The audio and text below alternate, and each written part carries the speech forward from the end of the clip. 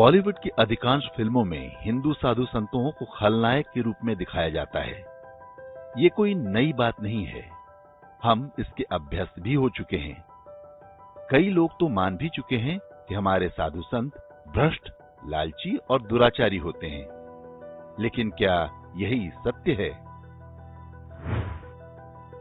Hindi cinema और media के हिंदू विरोधी छद्म को तोड़ने के लिए एक फिल्म आ रही है जिसका नाम है 1770। यह फिल्म 18वीं शताब्दी में हुए सन्यासी विद्रोह के बारे में है।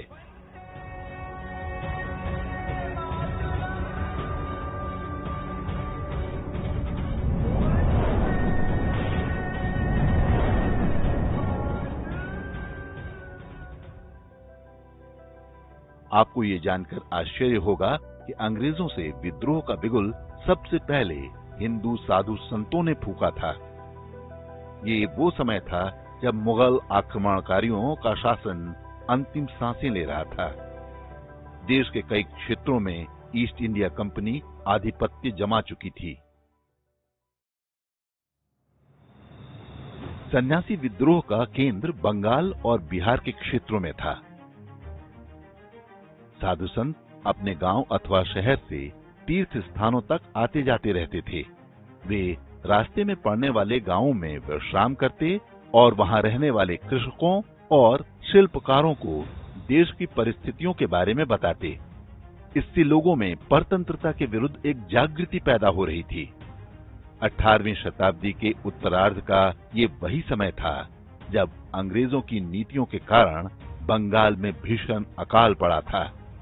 अंग्रेज समझ गए कि सन्यासियों का ये जन जागरण उनके लिए समस्या बन सकता है। ईस्ट इंडिया कंपनी ने सन्यासियों को लुटेरा और अपराधी घोषित करके उनके कहीं भी आने जाने पर प्रतिबंध लगा दिया। इससे साधु संतों में भारी आक्रोश पैदा हो गया। पूजा पाठ और भजन कीर्तन तक सीमित रहने वाले साधुओं ने धर्म स्थापना के लिए शस्त्र उठा लिए। लाखों करोड़ों लोग अकाल में भूखों मर रहे थे। दूसरी ओर अंग्रेजों के भंडार अन्न से भरे हुए थे। साधु सन्यासी अंग्रेजों के अन्न भंडारों पर हमला करके उन्हें लूट लेते थे। लूट में मिला सारा अन्न और धन निर्धन परिवारों में वितरित कर दिया जाता था। इस क्रांति का प्रभाव ये हुआ कि सन्यासी समूह जनता के बीच बहुत लोकप्रिय हो गए।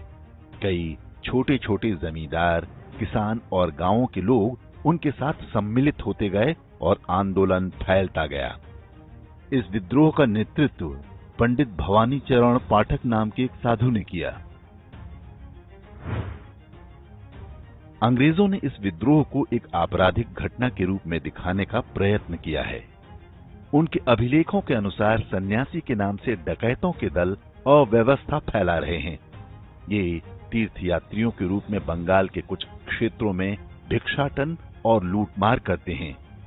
बंगाल में अकाल के कारण इनकी संख्या में वृद्धि हुई है। भुखमरी के कारण कई किसान भी इनके साथ हो गए हैं। 50 से 1000 तक के समूह में ये लूटमार और अग्निकांड जैसे अपराध करते हैं। अंग्रेजी शासन के विरुद्ध विद्रोह मुख्य रूप से दशनामी नागाओं और गिरी संप्रदाय के सन्यासियों ने आरंभ किया था। ये वर्ष 1770 से 1777 अर्थात 7 वर्ष तक सबसे उग्र रूप में था। अंग्रेजी ठिकानों पर सन्यासियों के छापामार हमले वर्ष 1800 तक जारी रहे। कई स्थानों पर उन्होंने अपना स्वतंत्र शासन भी स्थापित कर लिया था। इस विद्रोह में सहस्त्रों साधु संतों ने अपने प्राणों की आहुति दी। बंगाली उपन्यासकार बंकिम चंद्र चटर्जी ने सन्यासी विद्रोह पर ही आनंद मठ और देवी चौधरानी नाम से 2 पुस्तकें लिखी हैं। वर्ष 1882 में लिखी आनंद मठ में वंदे मातरम गीत भी है, जो आगे चलकर भारत का राष्ट्रगीत बना। वर्ष 1952 में आनंद मठ नाम से एक फिल्म भी आई थी। उसके गाने अत्यंत लोकप्रिय हुए थे।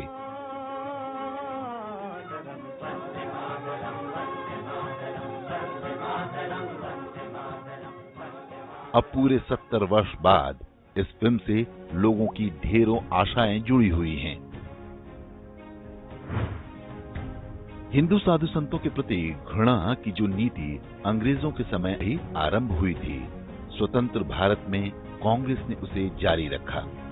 साधु संतों को हमेशा संदेह की दृष्टि से देखा जाता रहा। अंग्रेजों से लड़ाई में उनके योगदान और बलिदान को स्कूली इतिहास में नाम मात्र का ही स्थान दिया गया है। स्वतंत्रता के ठीक बाद जवाहरलाल नेहरू ने ईसाई मिशनरी बैरियर एल्विन के साथ एक समझौता किया था, जिसके अंतर्गत नागालैंड में साधु संतों के प्रवेश पर प्रतिबंध लगा दिया गया। साधु संत ईसाई मिशनरियों द्वारा यौन शोषण और धर्मांतरण में रुकावट बन रहे थे। वर्ष 1941 में नागालैंड में एक भी ईसाई नहीं था। आज 88% जनसंख्या ईसाई बन चुकी है। बैरियर एल्विन एक पीडोफाइल था, जिसने कई जनजातीय बच्चियों का यौन शोषण किया। वर्ष 1954 में प्रयाग कुंभ के दौरान जवाहरलाल नेहरू की यात्रा के कारण साधुओं का मार्ग रोक दिया गया था, जिससे मची भगदड़ में सैकड़ों लोगों की जान चली गई थी। सरकार के दबाव में समाचार पत्रों ने ये समाचार छापा ही नहीं, ताकि नेहरू की छवि खराब न होने पाए। 7 नवंबर 1966 को दिल्ली में गो हत्या पर प्रतिबंध की मांग कर रहे साधु संतों पर इंदिरा गांधी ने गोली चलवाई थी।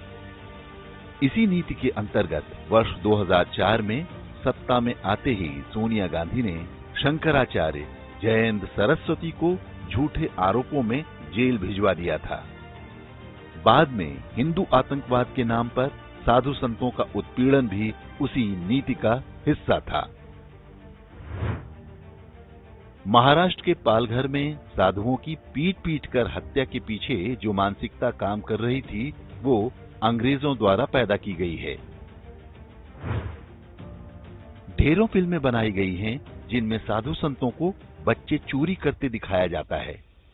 साधु संत और सन्यासियों का ये खलनायकीकरण बहुत सोचे समझे षड्यंत्र का हिस्सा है।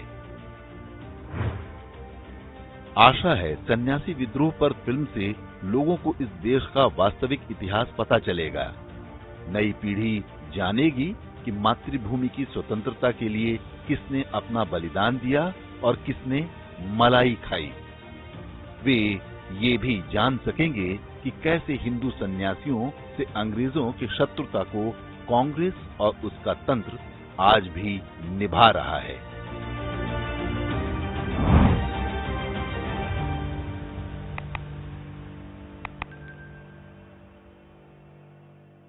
इंडेक्स ऑनलाइन के वीडियो समाज को समर्पित हैं। आप इनको डाउनलोड करके जैसे चाहे वैसे प्रयोग कर सकते हैं। चाहे तो आप हमारे टेलीग्राम चैनल से जुड़ सकते हैं। वहां सारे नए पुराने वीडियो आपको मिल जाएंगे। हमारे सोशल मीडिया लिंक हर वीडियो के डिस्क्रिप्शन में होते हैं। हमारा एकमात्र उद्देश्य हिंदू समाज को जागृत और एकजुट करना है। इसमें सहभागी बने। धन्यवाद।